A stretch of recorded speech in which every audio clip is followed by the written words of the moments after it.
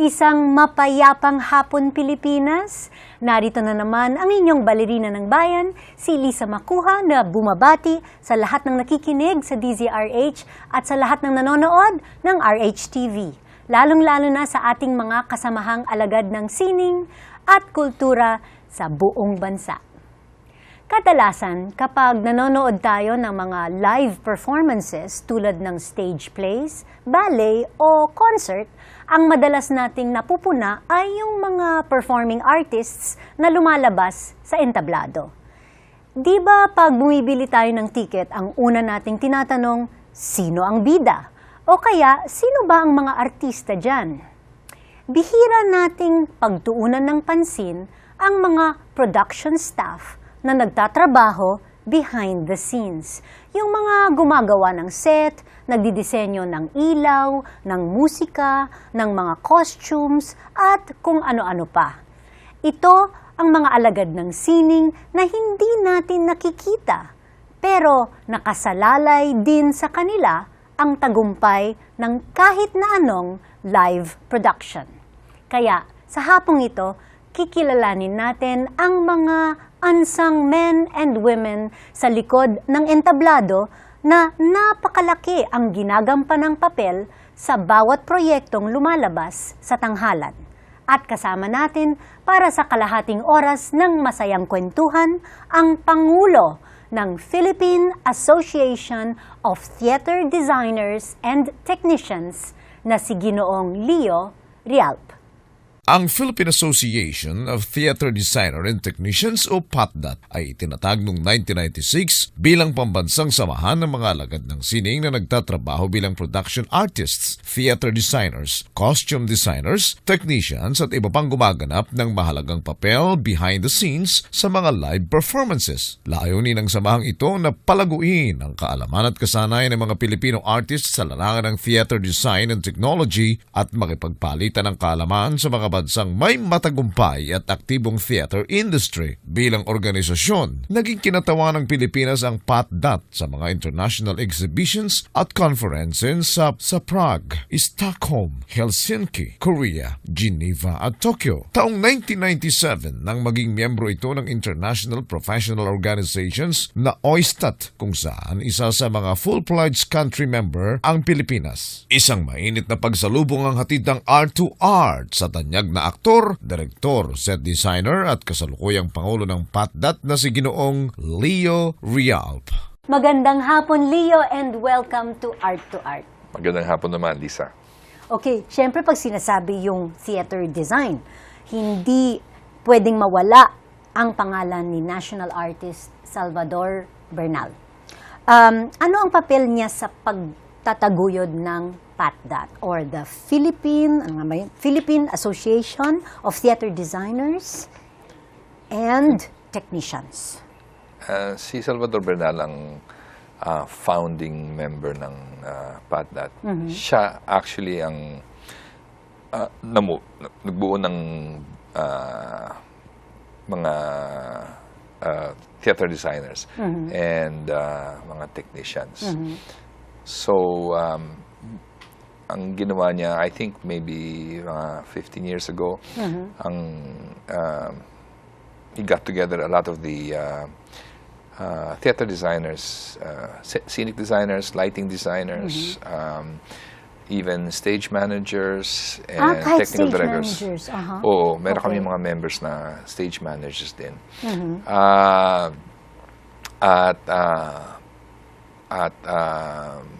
Pinulong-pulong niya kaming lahat para to create an association for theatrical designers and technicians. So, Patdat began in? I think in 1995. 1996. 1996, all right. Dito nakalagay 1996. Okay. So, before that, before 1996, walang association, walang organisasyon na, kumbaga, kung saan nagpupulong-pulong itong mga theater designers and technicians. Ninais kasi ni Salvador Bernal na gawing professional yung field namin.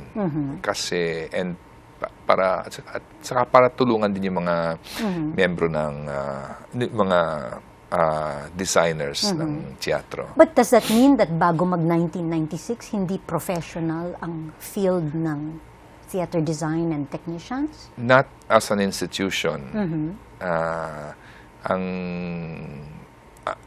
Maraming mga theater designers, hindi kami organized hindi kami together. Although we had similar causes, we had similar wants, we had not been organized into an association, which would further. One of the purposes is to further educate the theater people and the theater community in general, as well as our audiences into the importance of theater design.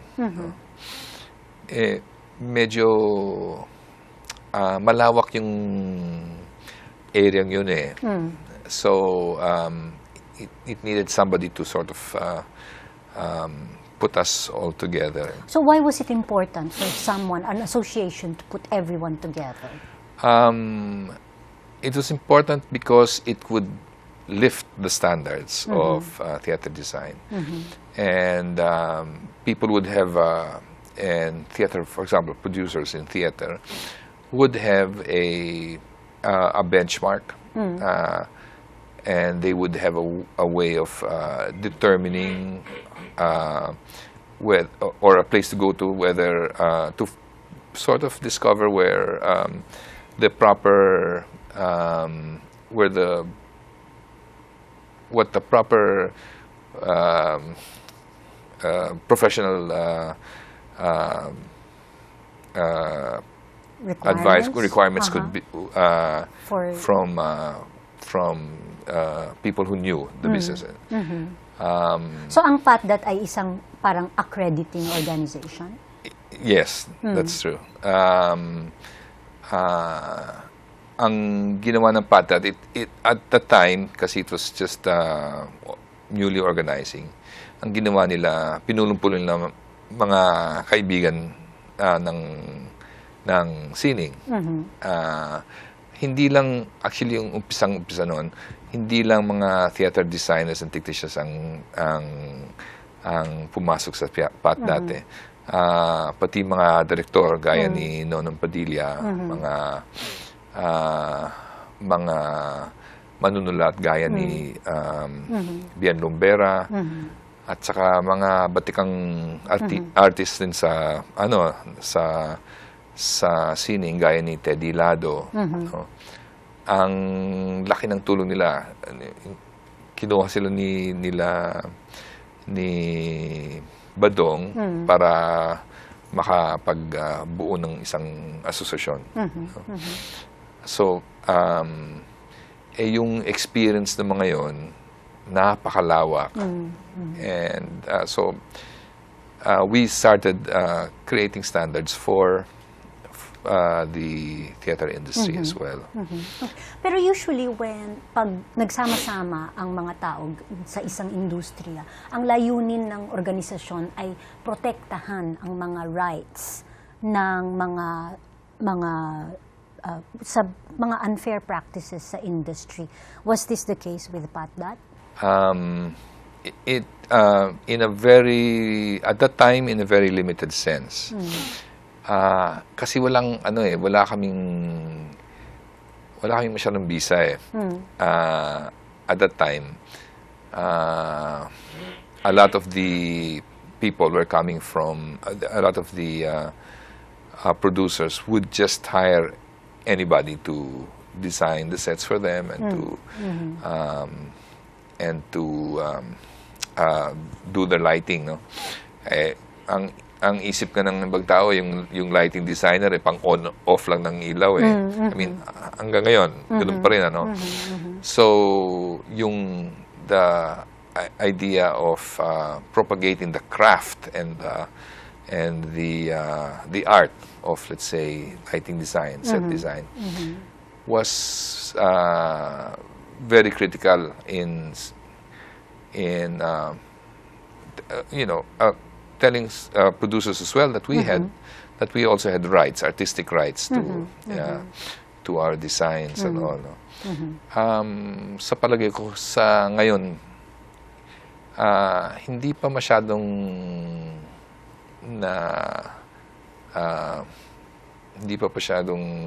aware ang mga tao sa aming mga artistic rights. No? Okay lang yon. I think little by little we're getting there. No? We do this by organizing exhibits, no? And seminars for laymen and as well as students. No? So I think in 2000 we had a huge major exhibition, which actually it was Salvador Bernal, and then he had two curators who helped him with the organization of that exhibit, which is who were Gino Gonzalez and Rafael del Casar. And it was attended by members of OISTAT, the International Association of Theatrical Designers.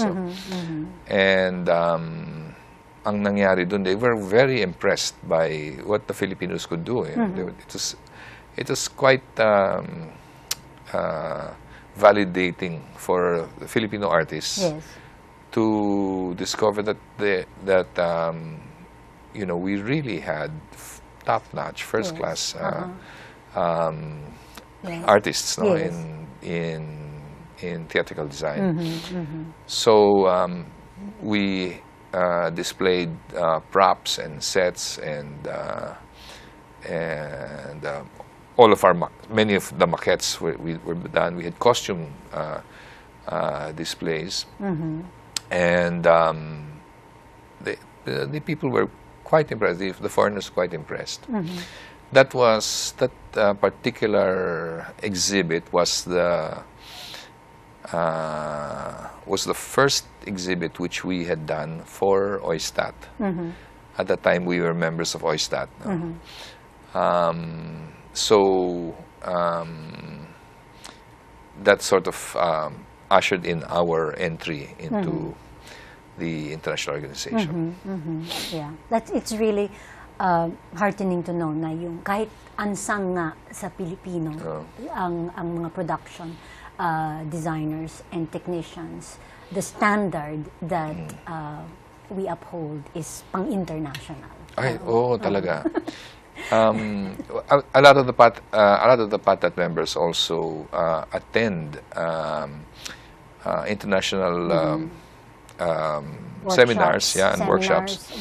For additional training. Yeah, kasi especially in lighting design, no, the field has totally changed with a lot of computer equipment and etc. Computerization, even sound design, which we also have. We have members in our organization. Has the whole field has changed quite. With technology, with talagang technology. It's growing in leaps and bounds. Okay, marami pa po tayong pag-uusapan kasama ang Pangulo ng Philippine Association of Theater Designers and Technicians na si Direk Leo Real. Dito pa rin sa Art2art, magbabalik po kami pagkatapos ng ilang paalala. Programang hatid ay sining at kulturang para sa lahat. Magbabalik ang Art2art. Schedule ng mga inaabangang konsyerto, update sa mga magagandang panoorin sa mga tanghalan at teatro. Narito na ang Art2art Calendar. Narito ang ating arts calendar. Sa pelikula, inihahandog ng Film Development Council of the Philippines sa pakikipagtulungan ng SM Cinema ang Sining Pambansa National Film Festival 2013 mula September 11 hanggang September 17 sa SM Mall of Asia. Binansagang All Masters Edition. Ang festival ay magtatampok sa pinakabagong obra ng mga batikang direktor tulad nina Elwood Perez, Gil M. Portez, Romy Suzara, Mario de los Reyes, Mel Chonglo, Peke Galiaga at Lori Reyes, Tikoy Aguiluz, Chito Ronyo, Joel Lamangan at Jose Javier Reyes Pangarap. Bibigyang parangal ang yumaong direktor na si Celso Ad Castillo. Mapapanood din ang mga restored classics tulad ng Maynila sa mga kuko ng liwanag ni Lino Broca at Genghis Khan ni Manuel Conde. Sa musika, inihahandog ng University of the Philippines College of Music ang mga bagong obra ng mga kasapi ng kanilang dalawang resident group, ang UP Conemus o Composers of New Music at ang UP Dance Company. Isang konsyerto sa September 12, alas 6:30 ng gabi sa UP Diliman, Quezon City. Tampok sa palabas na pinamagatang Kathain 2, ang mga gawang naghalo ng tunog, galaw at ideya. Ang mga ito ay katha ng mga guro sa Department of Composition kabilang sina Catherine Tranco, Maria Christine Muyco at Chino Toledo na tutugtugin kasama ang mga piyesa nina Michael Bulaong, Melita Cruz, Timothy Pakpako, Jordan Peralta, Jairo Saldaheno at Carl San Jose. Para sa karagdagang detalye, tumawag sa 929-6963. Sa teatro, inihahandog ng Atlantis Productions ang kanilang bersyon ng musical na Carrie. Batay sa nobela ni Stephen King na may musika ni Michael Gore, lyrics ni Dean Pitchford at libreto ni Lawrence D. Cohen. Ito ay tungkol sa high school teenager na si Carrie White na may kakaibang telekinetic powers o kapangyarihang gumalaw ng bagay sa pamamagitan lamang ng pag-isip nito. Mapapanood ang Carrie mula September 20 hanggang October 6 sa Carlos P. Romulo Auditorium ng RCBC Plaza na matatagpuan sa Ayala Avenue, corner Senator Hill Puyat Avenue, Makati City. Tampok sina Marquis Trome at Menchu Lauchenko Yulo sa pangunahing papel sa direksyon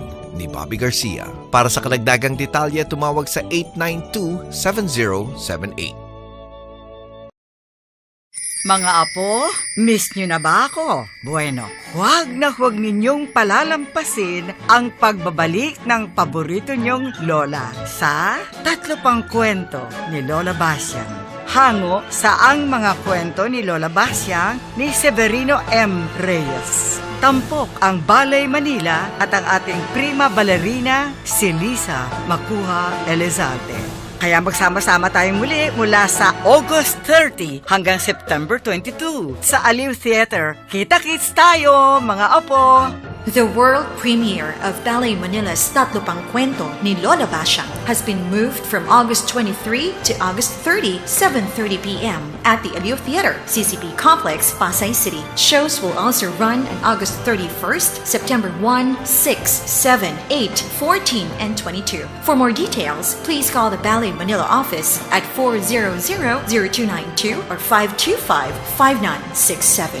Brought to you by Ballet Manila, Manila Broadcasting Company, Aliw Theater, and co-presented by Anvil Publishing in cooperation with Star City and Ticket World. For August 30 tickets, please contact Ticket World at 891-9999 or at ticketworld.com.ph.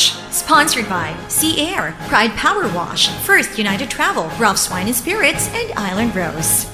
Usapang sining at kultura para sa lahat. Kasama ang balerina ng bayan, si Lisa Macuja. Art2art. Kasama pa rin po natin ang aktor, direktor, set designer, and Patdat president na si Leo Rialp. Kumpara sa ibang bansa, ano ang maipagmamalaki ng mga Pilipino when it comes to the theater industry? Saan tayo nakakalamang at saan naman tayo kapos? Sa palagay, unahin ko na yung kapos. I think sa palagay ko, kapos tayo sa sa technology eh. Ang katapat lang nun eh pera. Budget lang, di ba? Ganun. Anywhere naman, no? Pero sa atin medyo kapos tayo sa budget. At saka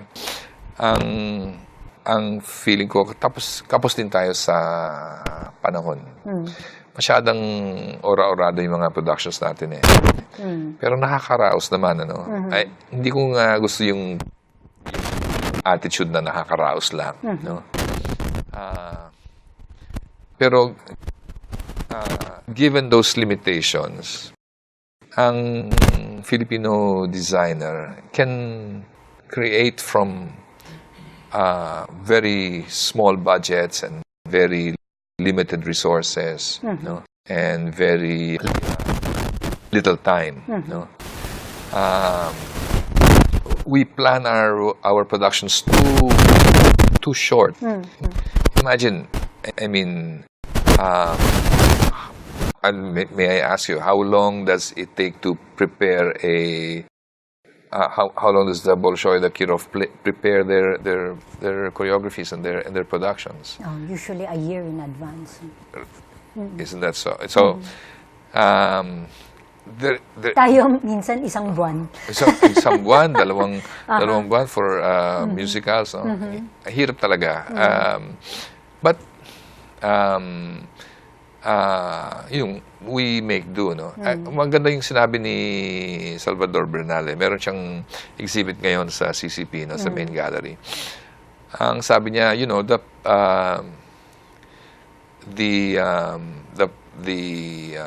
poverty of the production or the budget does not necessarily have to reflect. Should not reflect the should not be reflected in the imagination of the designer. I didn't get that quite right. I forget now the quote. But ang punto niya, maski na konti lang yung resources mo, nakaka-produce ka ng isang magandang set design. So, technology will help. But in the end, if you don't have imagination, the technology will be of no use. You know, if you don't know how to use your lighting computers and your sound equipment, if you don't know how to use them properly, you know, if you don't have that kind of imagination, it'll still come out impoverished, no?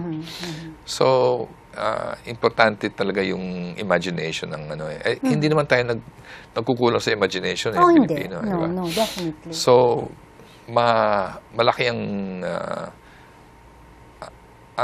ano kasi ang Pilipino sa palagay ko, ano siya eh, very resourceful and very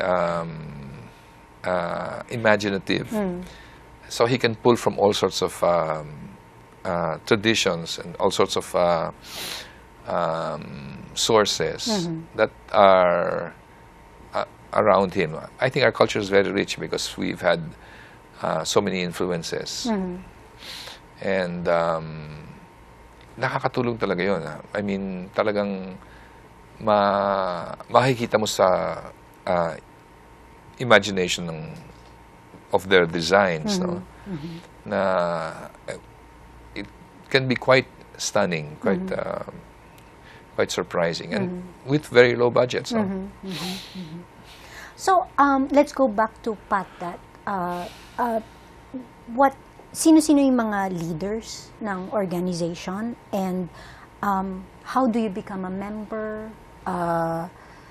What does it take to become a member? Do you have like qualifying requirements?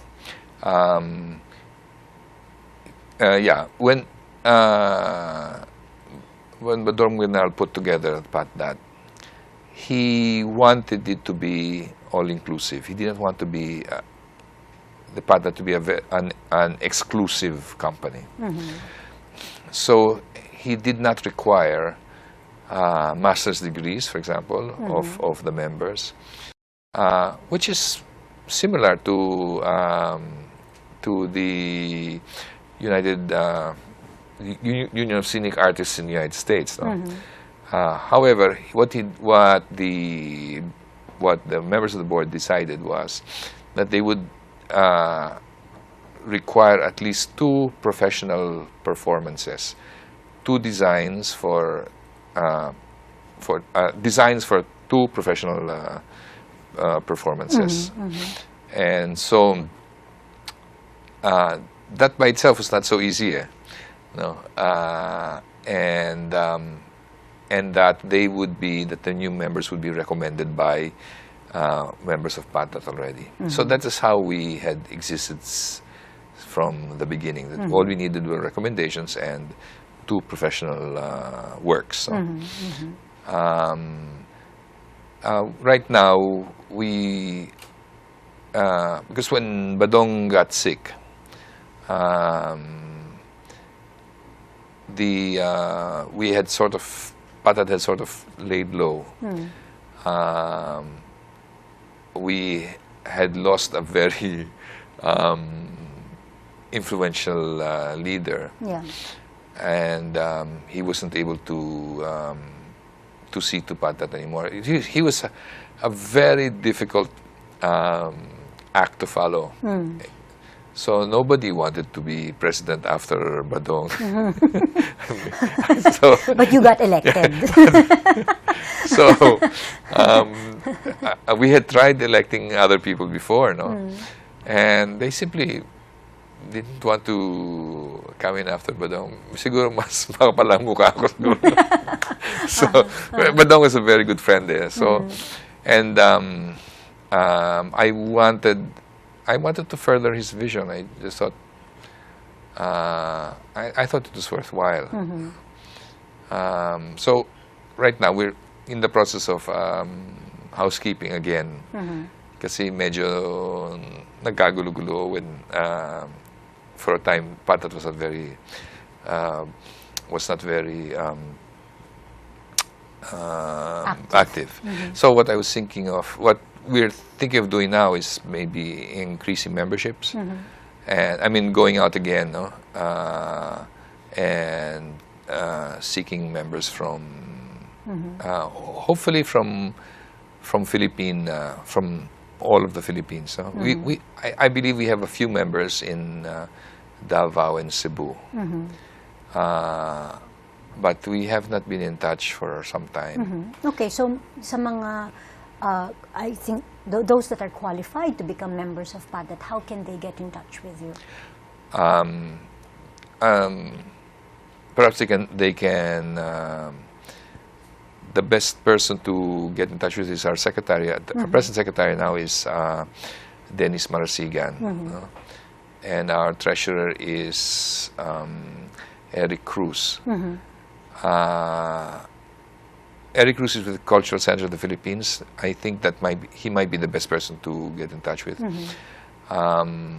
We no longer have an official.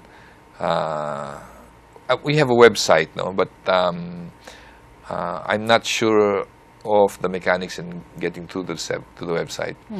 Because we're also going to reconfigure that. Okay. So maybe going through Eric Cruz, writing him at the Cultural Center of the Philippines. He is the production designer of the CCP. Okay. That'll be fine. Well, you have worked as an artist both on stage and off stage. How do you feel, based on your experience, how can we help educate the Filipino audience to value yung mga production designers and those that work in production design, the ones that work backstage? Because I know personally, of course, na mas mahahaba pa nga ang mga oras na iginugugol ng mga production people because they're there to set up and they're there to strike out. And they're there during the performance, during all rehearsals, nandyan sila. And the work of production starts even before the first rehearsal of the actors is actually called.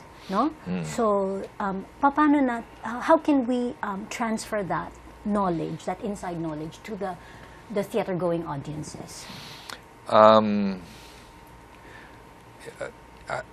frankly, I don't know how to answer that. Because my answer is, my thinking is that I think the audience is there, they come into a darkened hall to be entertained or to be educated.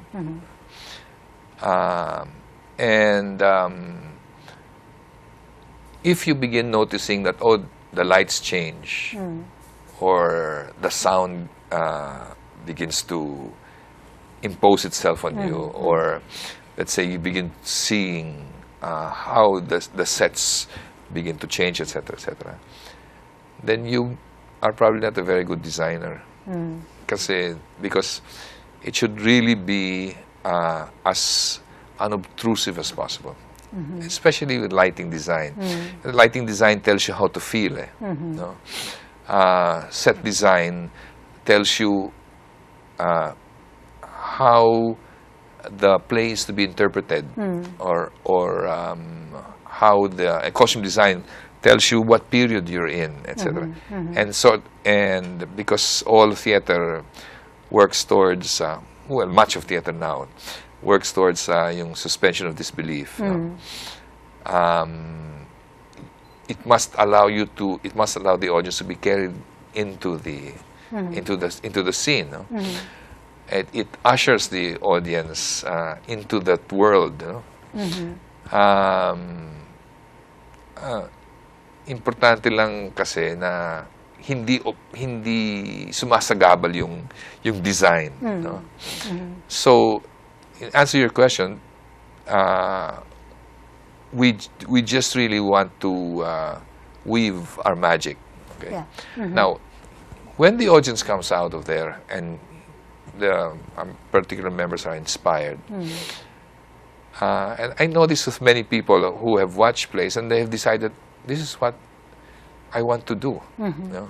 And not only plays, because also in cinema and in television, that our techniques, the magic that we weave, are very, very subtle. You know?